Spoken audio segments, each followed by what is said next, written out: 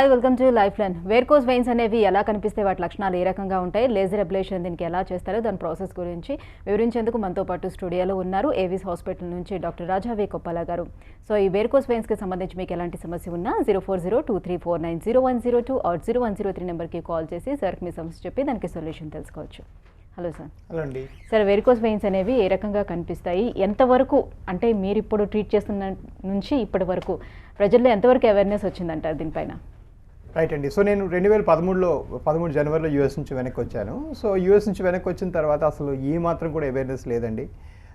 చాలా ఫ్రీక్వెంట్గా ఇది నరాల సమస్య అనుకొని దాన్ని నెగ్లెక్ట్ చేయటం, కొంతమంది ఏమో కాళ్ళంతా నల్లబడిపోతాయి వ్యారికోస్ వెయిన్స్లో, అది చర్మ సమస్య అనుకొని నెగ్లెక్ట్ చేయటం జరుగుతుండేది. అసలు వ్యారికోస్ వెయిన్స్ ట్రీట్ చేయడానికి స్పెషలిస్ట్ డాక్టర్స్ ఉంటారని, దీనికి ఒక రకమైన పద్ధతిలో స్కానింగ్ చేయాలని, ఈ లేజర్స్ అనే చికిత్స ఉందని ఇవి ఏవి కూడా అసలు హైదరాబాద్లో అప్పటికి లేవన్నమాట. కొంచెం బాంబేలో, కొంచెం ఢిల్లీలోనే ఉన్నాయి. సో దాన్ని అంతా ఒక ప్రక్రియ, ఒక యుద్ధ ప్రాతిపదిక మీద దాన్ని అంతా మార్పు చేయడం జరిగిందనమాట. ఇప్పుడు చాలా అవేర్నెస్ పెరిగిందండి. ఇప్పుడు చాలా మంది ఈ లేజర్ చికిత్స గురించి వాళ్ళ లోకల్ డాక్టర్స్కి అడిగి అక్కడ అవైలబుల్ లేకపోతే మన దగ్గర రావటం కానీ, లేకపోతే ఇంకెక్కడ లేజర్ ఉంటే అక్కడ వెళ్ళటం కానీ చేస్తున్నారు.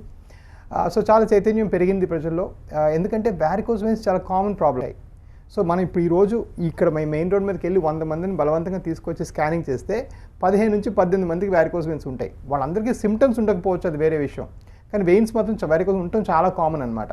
సో ఇంత కామన్ సమస్య మీద అవగాహన లేకపోవడం వల్ల అయితేనేమి, కొంతమంది డాక్టర్స్ వాళ్ళు సెల్ఫిష్ రీజన్స్ సరిగ్గా ట్రీట్మెంట్ ఇవ్వకపోతేనేమి, మరి కొంతమందికి వేరే అపోహల వల్ల, ఈ రకరకాల అపోహల వల్ల కూడా దీని మీద అవేర్నెస్ లేకపోయింది.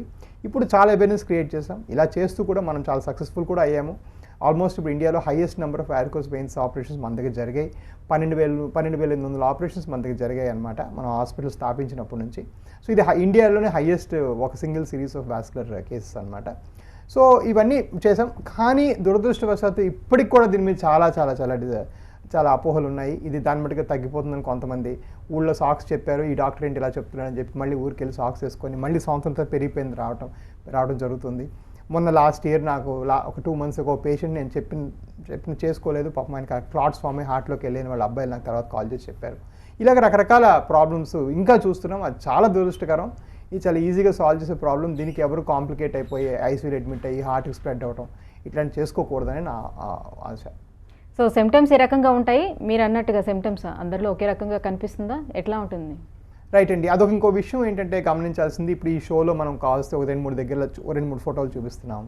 అలాగే సిమ్టమ్స్ మనం డిస్క్రైబ్ చేస్తాం. మరి కొంత కాలర్స్ కాల్ చేసి కొన్ని సిమ్టమ్స్ చెప్తారు. ఇలాగే ఉండాలని ఏమి రూల్ లేదండి. దీని సిమ్టమ్స్ చాలా వేరీడ్గా ఉంటాయన్నమాట. కొంతమందిలో ఇలా క్లియర్గా వెయిన్స్ బయటకు కనిపించి ఉంటాయి, అది 20-30% పీపుల్ అలా ఉంటాయి. దాన్ని క్లియర్గా వ్యారికోస్ వెయిన్స్ అని మనం డయాగ్నోస్ చేయొచ్చు. మరికొంతమందిలో వాళ్ళు లావుగా ఉంటేనేమి, చర్మం నల్లగా ఉంటేనేమి అసలు ఆ వెయిన్స్ కనబడవు. ఆ కనబడకుండానే లోపలే పెరిగిపోతూ ఉంటాయి. సో అలాంటి వాళ్ళలో సిమ్టమ్స్ మనకి నొప్పి, బాధ, కాలు ఏమో సాయంకాలం అయితే పీకటం, కాలు వాచటం, కొంతమందికి మోకాలు కింద భాగం నల్లబడటం, మరి కొంతమందికి బాగా దురదలు పెట్టడం, మరి కొంతమంది కాళ్ళలో పుళ్ళు రావడం. కాళ్ళలో పుళ్ళు రావడానికి 85% కారణం వ్యారికోస్ వెయిన్స్. సో ఈ విషయం అసలు చాలామంది తెలియదు అనమాట. తెలియకుండా ఆ పుండుకి వేరే ట్రీట్మెంట్, ఆయింట్మెంట్లు పెట్టుకోవడం, క్రీములు పెట్టుకోవడం ఇవన్నీ చేస్తూ ఉంటారు. దానివల్ల ఇది పెరిగిపోతుందే కానీ తగ్గదనమాట. సో ఎలాంటి జాబ్స్ చేస్తున్న వాళ్ళలో నార్మల్గా ఇది చూడొచ్చు, ఆఫ్టర్ ట్రీట్మెంట్ తర్వాత మళ్ళీ సేమ్ జాబ్ మళ్ళీ కంటిన్యూ చేసుకోవచ్చా? రైట్ అండి. So second question first answer చేస్తాను. నాకు చాలామంది పేషెంట్స్ నేను ఉద్యోగం మానేస్తాను అంటారు. ఇప్పుడు నేను ఫర్ ఎగ్జాంపుల్ నేను వాస్కులర్ డాక్టర్ని. నేను రోజుకి ఇప్పుడు వెనక్కి వెళ్ళినాక మళ్ళీ 9 ఆపరేషన్స్ ఉన్నాయి. సో నేను ఇప్పుడు ఈ ఉద్యోగం మానేస్తానంటే నాకు వేరే వాళ్ళు ఇంకే ఉద్యోగం కూడా ఇవ్వరండి. సో ఈ ఉద్యోగం మానేయడం అనేది చాలా నాన్ సెన్సికల్ థింగ్. అది మానేయకూడదు. ఎందుకంటే మనకు తెలిసింది జీవితంలో 1-2 స్కిల్స్ నేర్చుకుంటాం, అదే మనం ప్రాక్టీస్ చేయాలి. సో ఇకపోతే ఏ ఉద్యోగాల్లో ఉంటాయంటే ఎక్కువగా నిల్చొని అలా నిల్చొని కాలు కదపకుండా ఉండే జాబ్స్లో మనం ఎక్కువగా వ్యారికోస్ వెయిన్స్ చూస్తుంటాము. అంటే సేల్స్ జాబ్స్, టీచర్స్, ఫార్మసిస్టులు, పోలీస్ ఆఫీసర్స్, మీడియా పీపుల్, ఇలాంటి వాళ్ళు మనం ఎక్కువగా చూస్తుంటాం. సో ఇదేంటంటే ఒక నిమిషం లిటరల్గా ఇప్పుడు మన కొత్తగా వ్యారికోస్ వెయిన్స్ మన కొత్త మిషన్స్ మన ఏవిస్లో అయితే 8 minutesలో అయిపోతాయి మీ వ్యారికోస్ వెయిన్స్ సర్జరీ.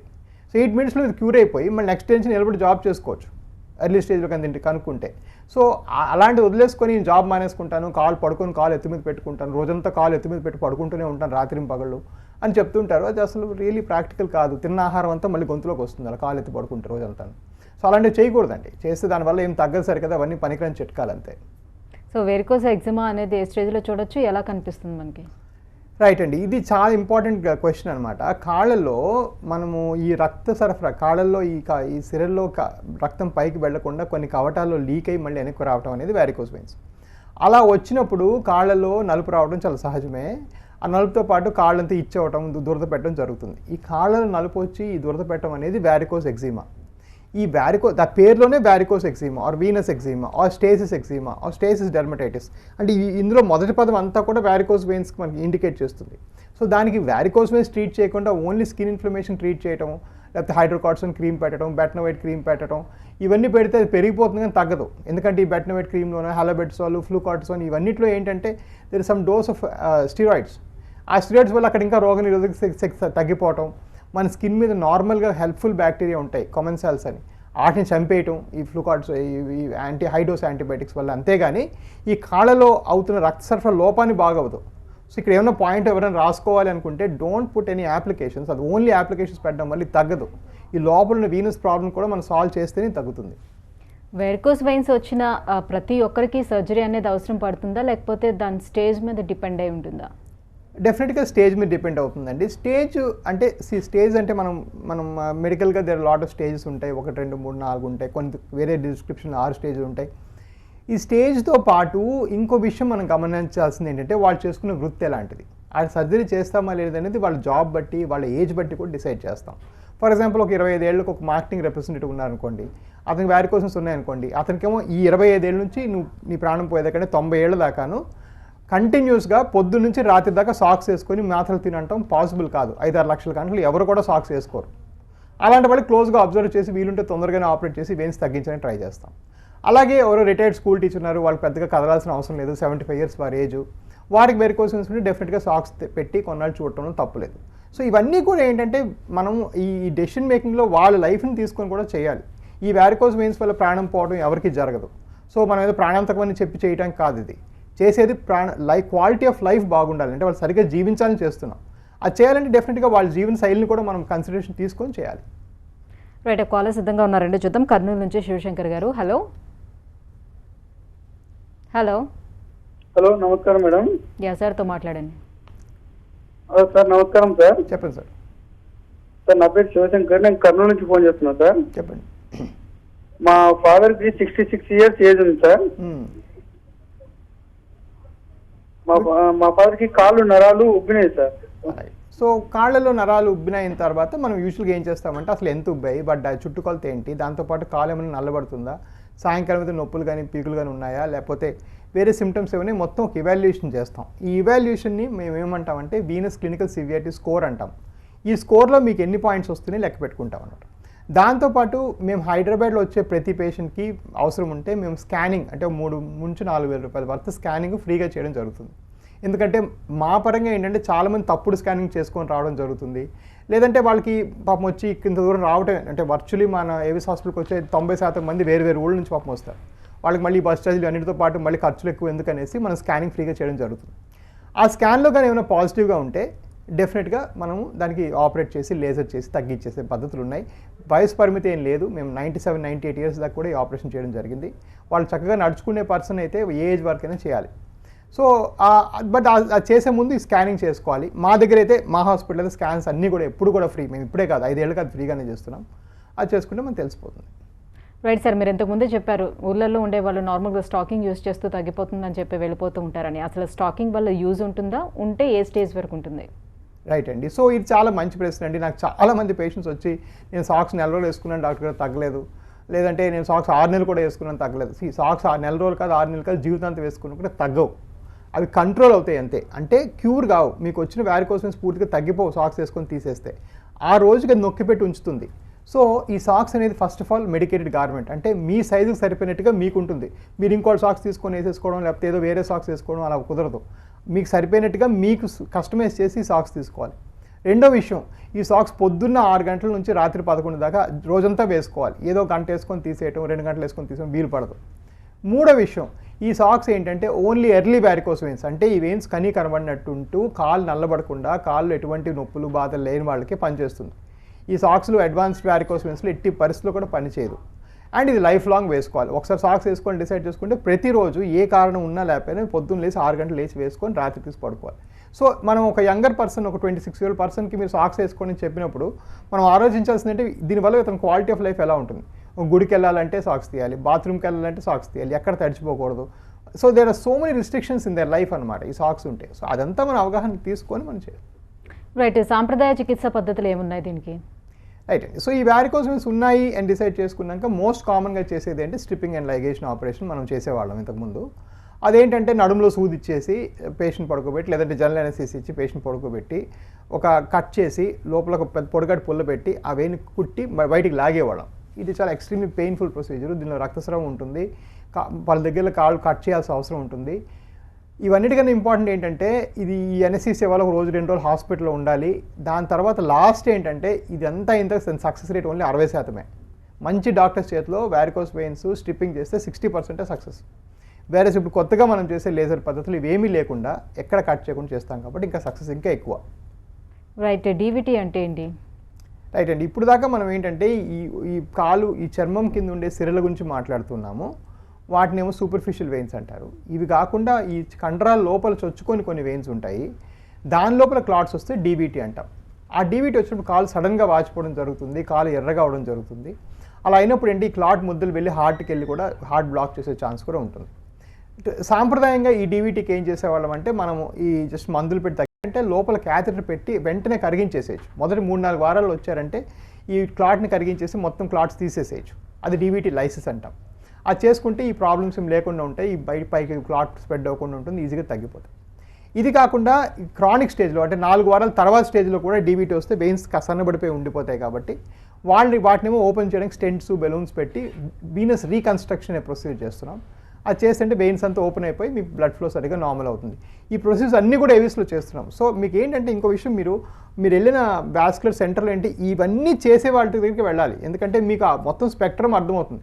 లేదంటే వాళ్ళు గుడ్డిగా మాకు వచ్చు కదా అని ఓన్లీ లేజర్ చేసేసి వస్తుంటారు అందరికీ. దానివల్ల చాలామంది తగ్గకుండా ఫెయిల్ అయిపోయి వస్తున్నారు నా దగ్గరికి ఇప్పుడు. మరి సార్ చాలామంది చెప్తూ ఉంటారు మేము లేజర్ చేయించుకున్నాము అయినప్పటికీ కూడా మాకు తిరిగి వెయిన్స్ కనిపిస్తున్నాయి అంటారు. ఆ లేజర్లో కూడా మళ్ళీ కటింగ్స్ ఉన్నాయి, స్టిచ్చింగ్స్ అని చెప్తూ ఉంటారు. అసలు లేజర్ అనేది ఏ రకంగా చేస్తారు, దాని ప్రాసెస్ ఎలా ఉంటుంది? రైట్ అండి. సో లేజర్ కానీ సరిగా అంటే ఎండోవినస్ లేజర్, ఎండోవినస్ ఆర్ఎఫ్ ఇట్లాంటి ప్రొసీజర్ చేస్తే ఏం చేయాలంటే స్కానింగ్ చేసుకుంటూ స్కానింగ్ మిషన్ గైడెన్స్లోనే ఒక నీడిల్ పెట్టి లోపల ఒక వైర్ వేసి లోపలే వెయిన్స్ అన్ని కరిగించాలి. సో లెక్క ప్రకారం ఈ లేజర్ చేయడానికి మీకు ఎటువంటి అనెస్థీసియా ఇవ్వాల్సిన అవసరం లేదు, నడుములో సూది ఇవ్వాల్సిన అవసరం లేదు, మేజర్గా మాస్క్ పెట్టి అనెస్థీసియా ఇవ్వాల్సిన అవసరం లేదు, ఎక్కడ కట్ చేయాల్సిన అవసరం లేదు, కుట్లేయాల్సిన అవసరం లేదు. సో ఇది లిటరల్గా నీడిల్ ద్వారా అయిపోయే ప్రొసీజర్. మనం హార్ట్కి అయితే ఎట్లయితే యాంజియోగ్రామ్ చేస్తామో అదే పద్ధతిలో కాలుకి చేసేదే basically sealing technique based procedure. చాలాసార్లు ఏమవుతుందంటే ఈ ఒక 1 week 2 days Sunday Monday course వెళ్ళటము అలా వెళ్ళి కొంతమంది అంటే కొత్తగా ఫ్రెష్గా లేజర్లు స్టార్ట్ చేస్తున్నారు. ఒక విధంగా ఏంటంటే మనం ఈ టీవీ షోస్లో విపరీతంగా దీని మీద అవేర్నెస్ తెచ్చి మన ఏవి సక్సెస్ని చూసి కూడా చాలామంది ఇమిటేట్ చేస్తున్నారు. సో దానిలో ఏమవుతుందంటే వాళ్ళకి ఆ మొత్తం ఎనాటమీ అర్థం కావట్లేదు. సో ఫస్ట్ ఆఫ్ ఆల్ ఏంటంటే మీకు ఎవరైతే డాక్టర్ లేజర్ చేయడానికి పూనుకుంటారో వాళ్ళే కంప్లీట్గా స్కాన్ చేసుకోవాలి. ఐడియలీ ఆ స్కాన్ వాళ్ళు ఫ్రీ ఆఫ్ కాస్ట్ చేయాలి. చేస్తే ఏంటంటే ఫస్ట్ ఆఫ్ ఆల్ మీ మీద పేషెంట్ మీద ప్రెషర్ లేకుండా ఫస్ట్ ఐడెంటిఫై అవుతుంది ప్రాబ్లం.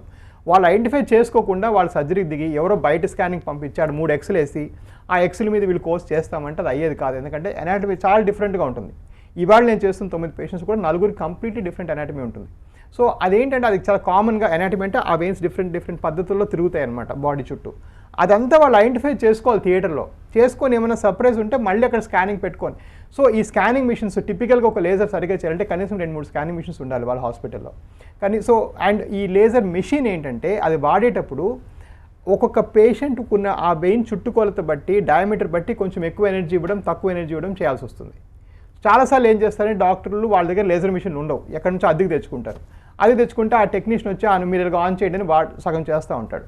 అలా చేస్తే కాదండి. బేసిక్గా వాళ్ళు ఓన్ పెట్టుకోవాలి, దాన్ని క్యాలిబ్రేట్ చేసుకోవాలి. వాళ్ళు 2-3 సార్లు ఫెయిల్ అయితే అసలు దీన్ని నేను ఏం చేస్తే ఇది బాగవుతుందని వాళ్ళు ఇంప్రూవ్మెంట్స్ కాన్స్టెంట్గా ఇంప్రూవ్ చేసుకోవాలి మన కొత్త టెక్నాలజీలో.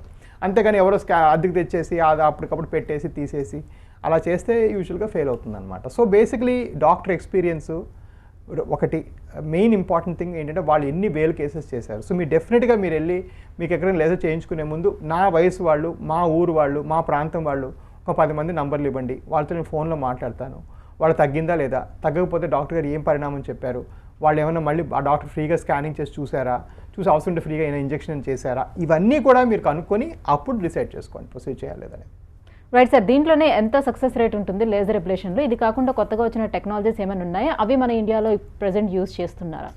రైట్ అండి. సో బేసిక్గా లేజర్స్లో ది సక్సెస్ రేటు లేజర్దే మామూలుగానే బాగా చేస్తే లేజరు ఎండోవెనస్ ఎబ్లేషన్ టెక్నిక్స్కి అప్రాక్సిమేట్లీ 97% సక్సెస్ అండి. ఇప్పుడు మన ఏవిస్లో ఇంకా దానికన్నా కొంచెం ఎక్కువే మనం చూస్తున్నాం, ఎందుకంటే మనం 12,000 కేసెస్ చేసాం కాబట్టి. సో సక్సెస్ రేట్స్ బాగా ఎక్కువ ఉన్నాయి మనకి. కాకపోతే దీనిలో ఏంటంటే ఇంకా కొత్త కొత్త పద్ధతులు కూడా వచ్చాయి. నా ఈ లేజర్ కన్నా నెక్స్ట్ జనరేషన్లో 2-3 జరుగుతున్నాయండి. ఒకటేమో మోకా అంటారు. మోకా అంటే ఏంటంటే ఈ వెయిన్లోకి ఒక చిన్న పుల్ లాంటిది పెట్టి ఆ వెయిన్ సర్ఫేస్ని డిస్టర్బ్ చేసి తీసేస్తారు. అది కూడా చేస్తున్నారు. ఇంకోటేమో మైక్రోవేవ్ అబ్లేషన్ అనేది కొత్తగా స్టార్ట్ చేశారు. మూడోది వచ్చేసి దాని లోపల గ్లూ ఇంజెక్ట్ చేయడం, అంటే బంక లాంటిది ఇంజెక్ట్ చేసి ఆ వెయిన్ మూసేయడం చేస్తున్నారు. ఇవన్నీ కూడా ఏంటంటే గుర్తుపెట్టుకోవాల్సింది, వీటికి చాలా వాటికి అసలు పర్మిషన్స్ ఏమీ లేవు. For example microwave ablation, it is criminal to offer microwave ablation to normal patients in India without getting N consent. అంటే వాళ్ళు నేను ఎక్స్పెరిమెంట్కి ఒప్పుకుంటానని సంతకం పెట్టకుండా మైక్రోవేవ్ చేయకూడదు, ఎందుకంటే అది యూఎస్ FDA అప్రూవ్డ్ కాదు. యూఎస్ FDA అప్రూవ్డ్ లేని కొత్తవన్నీ మనం స్మగుల్ చేసి తీసుకొచ్చి వాడేస్తున్నారు పేషెంట్స్ మీద. మోకాకిను గ్లూకి ఉంది యూఎస్ FDA అప్రూవల్, కాకపోతే ఏంటంటే వాటిలో ఇనఫ్ కేసెస్ లేవు. సో 1,000, 1,00,000, 2,00,000 కేసెస్ చేస్తే వరల్డ్ వైడ్ చేస్తే దాని రిజల్ట్స్ పబ్లిష్ చేస్తే అప్పుడు మన సేఫ్టీ తెలుస్తుంది. ఆ గ్లూకి ఏమైనా తర్వాత 4 years రియాక్షన్స్ ఎవరు చెప్పగలరు? సో అలాంటివి మన ఎక్స్పెరిమెంట్స్ పేషెంట్స్ మీద చేయకూడదు. ఒకవేళ చేయాలనుకుంటే దాని కండిషన్స్ గవర్నమెంట్ అప్రూవల్ తీసుకొని, ICMR అప్రూవల్ తీసుకొని, ఈ కండిషన్స్ మీద వీళ్ళ మీద నేను ప్రయత్నిస్తున్నానని చెప్పి మనం ఎక్స్పెరిమెంట్ మీద సంతకం పెట్టి చేయించుకోవాలి. అంతేగాని ఇష్టం వచ్చినట్టు వాళ్ళు మేము కొత్త కొత్త ప్రయోగాలు చేయడం చాలా తప్పు. సో ఇప్పుడు బీపీ, షుగర్, అలాగే హార్ట్ పేషెంట్స్ ఎవరైనా ఇవి చేయించుకోవచ్చా? అంటే జనరల్లీ డయాబెటిక్ వాళ్ళకి తొందరగా ఏది హీల్ అవ్వదు కాబట్టి మేము చేయించుకుంటే ఏమైనా ప్రాబ్లం అవుతుందా షుగర్ లెవెల్స్ కంట్రోల్లో లేకుండా ఉంటే? రైట్ అండి. సో ఇది చాలా ఫ్రీక్వెంట్లీ ఆస్క్ క్వశ్చన్ అండి. లిటరల్గా ఇప్పుడు నేను వస్తున్నప్పుడు కూడా నాకు ఒకరు పేషెంట్ ఫోన్ చేసి ఇదే విషయం అడుగుతున్నారు, డాక్టర్ గారు రేపు నాకు సర్జరీ ఉంది, నాకు షుగర్ ఉంది, మరి ఏం చేయమంటారని. సో యాక్చువల్గా షుగర్ అనేది కంట్రోల్ ఉండడం వాళ్ళకి హెల్త్కి నార్మల్గా చాలా మంచిదే. కానీ వెరికోస్ వెయిన్స్ పేషెంట్స్కి మాత్రం మేము చేసే లేజర్కి ఎటువంటి ప్రాబ్లం లేదు. ఎందుకంటే అట్లీస్ట్ మా ఏవిస్లో ఏంటంటే మీకు ఎక్కడ కట్ చేయడం జరగదు, మత్తు ఇవ్వడం జరగదు. సో లిటరల్గా నీళ్ళ ద్వారా చేస్తాం కాబట్టి కుట్లు మానవు, ఇట్లాంటి భయాలు మీకు ఉండవు. ఓకే, మత్తు ఇస్తే మళ్ళీ తేరుకోరేమో షుగర్ ఎక్కువ ఉండటం వల్ల, అట్లాంటి భయాలు మీకు ఉండవు. వర్చువల్గా 15 గంటలు లేచిపోతారు. సో ఆ ప్రొసీజర్ అంత ఈజీ అయిపోయింది కాబట్టి మాకు షుగర్ అనేది ప్రాబ్లం కాదు. ఎక్కువ ఉంటే అప్పటికప్పుడు స్లైడింగ్ స్కేల్ ఇన్సులిన్ పెట్టుకొని తగ్గించుకొని మరీ చేసేస్తాం. బీపీ అయితే అసలు ప్రాబ్లం కానే కాదు. ఒకటి గుర్తుపెట్టుకోవాల్సింది ఏంటంటే కాళ్ళలో పుండ్లు పడిన తర్వాత ఈ షుగర్ ఉన్న వాళ్ళలో పుండ్లు మానటానికి ఎక్కువ టైం పడుతుంది. సో ఒక విధమైన లాజిక్ ఏంటంటే డయాబెటిక్స్ ఉన్నవాళ్ళు ఈ పుండ్లు పడక ముందే లేజర్ చేయించుకోవడం బెటర్. సో తొందరగా యాక్షన్ తీసుకోవడం బెటర్, లేట్ చేయడం కన్నా. సో వేర్కోస్ వెయిన్స్ని ఇతర వ్యాధులన్నీ పొరపడే అవకాశం ఏ మేరకు ఉంటుంది? రైట్ అండి. సో వారికోస్ వెయిన్స్ చాలా ఫ్రీక్వెంట్గా రకరకాల వ్యాధులతో మనం ముందు నుంచి డిస్కస్ చేస్తున్నాం కదా, చాలా అపోహలు, రకరకాల వ్యాధులతో కన్ఫ్యూజ్ అవుతాము. ఒకటి ఏంటంటే ఈ మోకాలు కింద భాగం నల్లబడ్డాన్ని ఏమో చర్మరోగం అనుకొని రకరకాల ఆయింట్మెంట్లు, ట్యూబులు పెట్టడము, కాలుకి ఏవో పిచ్చివన్నీ పెట్టుకోవడం జరుగుతుంది. దానివల్ల ఏ మాత్రం కూడా తగ్గదండి. లోపల ఉన్న వారికోస్ వెయిన్స్ పెరుగుతూనే ఉంటాయి వయసుతోని, ఏజ్తోని మన పిక్కలు కూడా కొంచెం సాఫ్ట్ అయిపోతాయి కాబట్టి ఇంకా పంపింగ్ తగ్గిపోయి ఇంకా పెరుగుతూ ఉంటాయి అన్నమాట. ఒకటి అది. రెండో అపోహ ఏంటంటే ఈ కాళ్ళల్లో ఈ వచ్చిన పుండ్లు ఏదో చర్మ సమస్య అనుకుని కొత్త చర్మం వేయించుకోవడం చేస్తారు. అలా తగ్గవండి. ఇది లోపల వారికోస్ వెయిన్స్ తగ్గించి బయట కట్లు కట్టి ఒక పద్ధతి ప్రకారం, ఒక ప్లాన్ ప్రకారం తగ్గించాలి. కానీ ఇది కొత్త చర్మం వేసుకుంటే యూజువల్గా ఫెయిల్ అయిపోతుంది. స్కిన్ గ్రాఫ్ట్స్ యూజువల్గా సక్సీడ్ అవ్వు కాలు మీద. థర్డ్ థింగ్ ఏంటంటే ఈ ఉబ్బి కనిపిస్తున్నవి యాక్చువల్గా నరాలు కావు, ఇవి వారికోస్ వెయిన్స్ అంటే సిరలు. సో దీనికి ట్రీట్ చేయాల్సిన డాక్టర్ న్యూరాలజిస్టులు గారు. యాక్చువల్గా మీరు వెళ్ళాల్సిన వాస్కులర్ డాక్టర్ దగ్గరికి వెళ్ళాలి, వాళ్ళే రావు. సో మీకు ఎవరైనా డాక్టర్ వెళ్ళంగానే ప్రిగాబ్లిన్ ఇట్లాంటి పిచ్చి మందులు ఇచ్చారంటే ఇది తగ్గదు. నాలుగో అపోహ ఏంటంటే ఇది మందులు తగ్గిద్ది అనేది. యూజువల్గా వారికోస్ వెయిన్స్కి మందులు అంటే ఏమీ లేవు. డాఫ్లోనే మాత్ర ఉంది. ఆ డాఫ్లోని మాత్రలో 3 to 5% ఇంప్రూవ్మెంట్ వస్తుంది, అంతేగాని వేరే మందులకి తగ్గేది లేదు. సో మీరు యూజువల్గా డాక్టర్ దగ్గరికి వెళ్ళంగానే 9-10 మందులు రాశారంటే అది వారికోస్ సంబంధం ఏది ఉండదు. సో అది తగ్గవు. అండ్ ఇవన్నీ కూడా ఏంటంటే ఈ ప్రాబ్లమ్స్ అన్నీ కూడా మనం ఎందుకు చెప్తున్నాం అంటే చాలామంది ఈ పాపం ఈ అపోహలకు గురయ్యి వాళ్ళు ట్రీట్మెంట్ లేట్ చేసుకుని పాడు చేసుకుంటున్నారు వాళ్ళది. వెరికోస్ వెయిన్స్కి స్పైడర్ వెయిన్స్కి ఏంటి డిఫరెన్స్? రైట్ అండి. సో బై డెఫినేషన్ ఇవన్నీ కూడా ఒక ఫార్మ్ ఆఫ్ వారికోస్ వెయిన్సే. బై డెఫినేషన్ ఏంటంటే 3 millimeters కన్నా చిన్నగా ఉంటే స్పైడర్ వెయిన్స్ అంటాం. దాని చుట్టుకొలత 3 millimeters చిన్నగా ఉంటే స్పైడర్ వెయిన్స్ అంటాం. 3 millimeters కన్నా ఎక్కువగా ఉంటే వారికోస్ వెయిన్స్ అంటాం. రెండిట్లో అయ్యేది సేమ్, ఈ కవాటాలు చెడిపోవడమే జరుగుతుంది. కాకపోతే స్పైడర్ వెయిన్స్లో యూజువల్గా పేషెంట్స్కి కనిపించే చిన్న వెయిన్స్ వల్ల సిమ్టమ్స్ ఉండవు, కాళ్ళు నొప్పులు ఉండవు. అలాంటప్పుడు ట్రీట్మెంట్ చేయడం అనేది ప్యూర్గా ఆ కాల్లో అందం పెంచడం కోసమే. సో అది వాళ్ళు మనం ముందు మాట్లాడుకొని చెప్పాలి. వేరే 3 mm అబోవ్ ఉన్న వెయిన్స్ యూజువల్గా సిమ్టమాటిక్ ఉంటాయి, కాళ్ళు బరువు ఎక్కుతుంటాయి, కాళ్ళు పుళ్ళు పడే ఛాన్స్ ఉంటుంది, చర్మం మారిపోతుంది, కాబట్టి వాటి ట్రీట్మెంట్ చేయాలి. సో వారికోస్ వెయిన్స్ యూజువల్గా ట్రీట్మెంట్ చేయాల్సి వస్తుంది, స్పైడర్ వెయిన్స్ యూజువల్గా ట్రీట్మెంట్ చేయక్కర్లేదు. స్పైడర్ వెయిన్స్ ట్రీట్మెంట్ యూజువల్గా కాస్మెటిక్ ఉంటుంది, వారికోస్ వెయిన్స్ యూజువల్గా సిమ్టమాటిక్ ట్రీట్మెంట్ ఉంటుంది. సో ఈ డిఫరెన్సెస్ యూజువల్గా ఉంటాయన్నమాట. సో మీరు వారికోస్ వెయిన్స్కి ట్రీట్మెంట్ ఇచ్చేటప్పుడే అక్కడ ఉన్న ఊండుకు కూడా మీరు ట్రీట్మెంట్ చేస్తారా? రైట్ అండి, ఈ అపోహల్లో ఇది ఒకటి మనం ఇది కూడా డిస్కస్ చేసుకోవాలి. సో వారికోస్ వెయిన్స్ వల్ల కాళ్ళలో పుండ్లు రావడం చాలా common. 85% of leg wounds are because of varicose veins. చాలామంది డాక్టర్లు చాలా అనెతికల్గా ఏం చేస్తున్నారంటే ఈ వారికోస్ వెయిన్స్ వాళ్ళు చేసేసి మీరు ఈ పుండు తగ్గించుకోవడానికి మళ్ళీ ఇంకో డాక్టర్ దగ్గరికి వెళ్ళి చర్మం మార్పిడి చేయించుకోండి, లేకపోతే ఇంకో మరో డాక్టర్ దగ్గరికి వెళ్ళి ఇంకోటి చేయించుకోండి అని చెప్పడం జరుగుతుంది. అది చాలా తప్పండి. ఆల్మోస్ట్ ఫారిన్ కంట్రీస్లోన వెస్ట్రన్ కంట్రీస్లో ఎక్కడ కూడాను వారికోస్ వెయిన్స్ వల్ల వచ్చిన పుండు ఆ వాస్కులర్ డాక్టర్ తగ్గిస్తారు. సో మనం ఏంటంటే మన దగ్గర high and wound care clinic ఉంది. ఆల్ మన వారికోస్ వెయిన్స్ ఉన్న పుండ్లన్నీ కూడా మనమే తగ్గించుకుంటున్నాము. నెలకి 70 నుంచి 80 మంది పేషెంట్స్కి మనం వూండ్స్ తగ్గించడం జరుగుతుంది. ఇక్కడ హైదరాబాద్లో, బెంగళూరులో, విజయవాడలో, వైజాగ్లో మన క్లినిక్స్ అన్నింటిలో కూడా మన ఓన్ వూండ్ కేర్ చేసుకుంటాం. సో ఏంటంటే ఆ పేషెంట్ వారికోస్ వెయిన్స్తో పాటు పుండుతో వచ్చినప్పుడు మొత్తం ఒక ఫుల్ ప్యాకేజ్ చెప్పి ఇది ఇలా అవుతుంది, ఇంత టైం పడుతుంది, ఇలా తగ్గిస్తామని చెప్పి ప్లాన్ చేసుకొని తగ్గిస్తున్నాం అనమాట. ఇంత తగ్గించిన తర్వాత కూడా పుండు వచ్చిన పేషెంట్లలో మన సక్సెస్ రేట్ 85% మాత్రమే. అంటే 100లో 15 మందికి మళ్ళీ వచ్చే ఛాన్స్ కూడా ఉంటుంది. కానీ ఇలా చేయలేదనుకోండి అది ఎప్పటికీ తగ్గదు. తగ్గసరి కదా చాలామంది కాల్ తీసే అవసరం వస్తుంది. రేడియో ఫ్రీక్వెన్సీ ట్రీట్మెంట్ ఎలాంటి సందర్భంలో చేస్తారు? రైట్ అండి, so for all practical purposes మనం ఏంటంటే ఈ వెయిన్ లోపలికి ఒక పుల్ల పెట్టేసి ఆ పుల్ల చివర ఉన్న హీట్ని ఆన్ చేసి తీసేస్తాం. ఆ హీట్ ఇచ్చే పద్ధతి 2 రకాలు, ఒకటి లేజరు, ఒకటి radio frequency. For all practical purpose 2 same అండి. ఎండోవీనస్ రేడియో ఫ్రీక్వెన్సీ అబ్లేషన్ అన్న, ఎండోవీనస్ లేజర్ అబ్లేషన్ అన్న 2 సేమ్. మీకు రిజల్ట్ కూడా సిమిలర్గా ఉంటుంది. అంటే చేసే డాక్టర్ కానీ ఎక్స్పీరియన్స్ ఉండి ఒక 4-5 వేల కేసెస్ కానీ అబౌవ్ చేస్తుంటే ఈజీగా మీకు రెండు పద్ధతుల ద్వారా కూడా మీకు ఏం తేడా లేదు, ఈజీగా 2 పద్ధతులు తగ్గిపోతుంది. సో లేజర్ అబ్లేషన్ అయిన తర్వాత పేషెంట్ హాస్పిటల్లో ఉండాల్సిన అవసరం ఉంటుందా? ఎన్ని రోజులు తను మెడికేషన్లో ఉండాలి? ఎలాంటి ప్రికాషన్స్ తీసుకోవాలి? రైట్ అండి, సో మెయిన్ థింగ్ అంటే మన ఎవిస్లో చేసే లేజర్స్ అంటే హైదరాబాద్లో ఫర్ ఎగ్జాంపుల్ చేసే లేజర్స్ అందరూ కూడా ఆపరేషన్ 15 నిమిషాలు అదైన 2 గంటలకి ఇంటికి వెళ్ళిపోవచ్చు. మొత్తం గంట లోపల మొత్తం ఇంటికి వెళ్ళిపోవచ్చు. సో మనకి లిటరలీ డే కేర్ సర్జరీ. ఇప్పుడు ఇవాళ 9 మంది పేషెంట్స్ నాకు సర్జికల్ లిస్ట్లో ఉన్నారు. అందరూ సాయంకాలం 4:30కి 5 గంటలకి ఇంటికి వెళ్ళిపోతారు. సో లిటరల్గా అది ప్రాబ్లం లేదు. ఇకపోతే ఎటువంటి జాగ్రత్తలు మందులు ఎన్ని రోజులు అంటే యూజువల్గా ఓరల్ యాంటీబయాటిక్స్ ఒక 7 to 10 days పెట్టడం జరుగుతుంది సింపుల్ కేసెస్కి. దురదృష్టవశాత్తు మన భారతదేశంలో నాకు వచ్చే కేసెస్ మాత్రం చాలా ముదిరిపోయిన తర్వాత వస్తారు కాబట్టి వాళ్ళు కొంచెం ఐవీలో మందులు ఇవ్వడం కానీ 10 రోజుల వరకు మందులు ఇవ్వడం కానీ జరుగుతుంటుంది. అండ్ లాస్ట్ ప్రశ్న ఏంటంటే అసలు వాళ్ళు వెంటనే వెళ్ళిపోవచ్చు, వెంటనే కూడా వెళ్ళిపోవచ్చు వాళ్ళు యూజువల్గా. సో దీనికి ఇన్వెస్టిగేషన్స్ ఏముంటాయి అండ్ అధికంగా స్త్రీలలో వస్తాయంటారు, ఎందువల్ల? రైట్ అండి, సో ఇన్వెస్టిగేషన్స్ వచ్చేసేటప్పటికి ఫస్ట్ ఏంటంటే మనం సర్జికల్గా ఏం చేయక్కర్లేదండి. ఇది ఇంకోటి నేను నోటీస్ చేస్తుంటాను, బయట వాళ్ళు లేజర్కి ఒక 50-60 టెస్టులు రాస్తారనమాట. ఇది చేయించుకొని గుండె పరీక్ష, ఆ పరీక్ష అసలు ఏం అక్కర్లేదండి. ఎందుకంటే చిన్న నీళ్ళు పెట్టి చేస్తాం.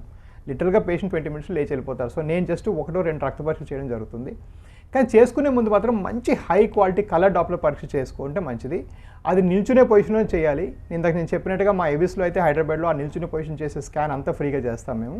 బట్ నేను వేరే ఊళ్ళకి వెళ్ళినప్పుడు అది నా హాస్పిటల్ కాదు కాబట్టి అక్కడ వేరే బయటికి పంపడం కానీ లేకపోతే బయట జరుగుతుంది. ఎందుకంటే ఆ మిషన్స్ అన్ని 30-40 lakhs మిషన్స్, అవి నేను నా సొంతవి కావాలి అక్కడ. సో అది చేయడం జరుగుతుంది. సో ఆ స్కానింగ్ చేసుకోవాలన్నమాట. చేసుకుంటే మనం క్లియర్గా ఐడెంటిఫై అయిపోయి ప్రాబ్లమ్ ఈజీగా సాల్వ్ అవుతుంది. Right, thank you so much అండి. వెరికోస్ వెయిన్స్ రావడానికి కారణాలు, లేజర్ అబ్లేషన్ గురించి తెలియజేసినందుకు. ఇది ఇవాల్టి లైఫ్ లైన్. చూస్తూనే ఉండండి TV9.